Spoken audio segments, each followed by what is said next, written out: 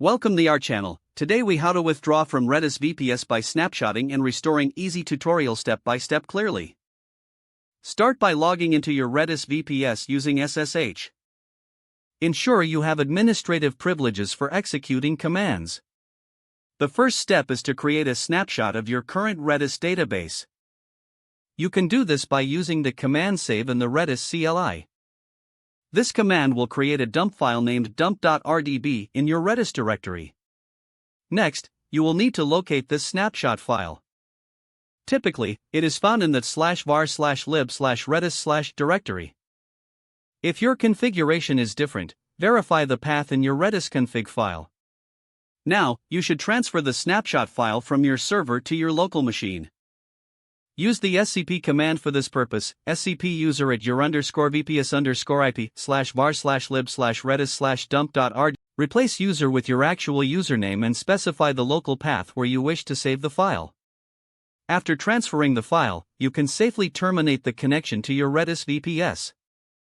To restore your database from the snapshot, log back into your Redis VPS.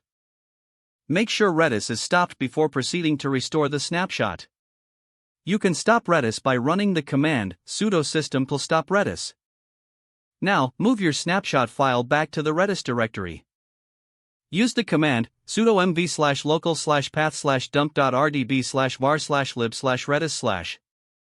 After the snapshot file is in place, start the Redis service again. Use the command sudo system_start Redis. To verify that your data has been successfully restored, log into the Redis CLI. You can check the keys with the command keys*. This will help you confirm that all your data is intact. Finally, remember to set up a regular snapshot schedule to avoid data loss in the future.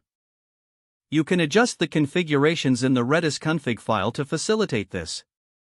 If the page does not load, refresh the browser or try again in a private or incognito window. Make sure you are using the correct email address, then retype it carefully to avoid small typos. If your password is not accepted, use the reset option and create a new strong password you can remember. Check your spam folder for verification or security emails, then complete any requested confirmation steps. Don't forget to like this video and subscribe to our channel for more step-by-step tech guides.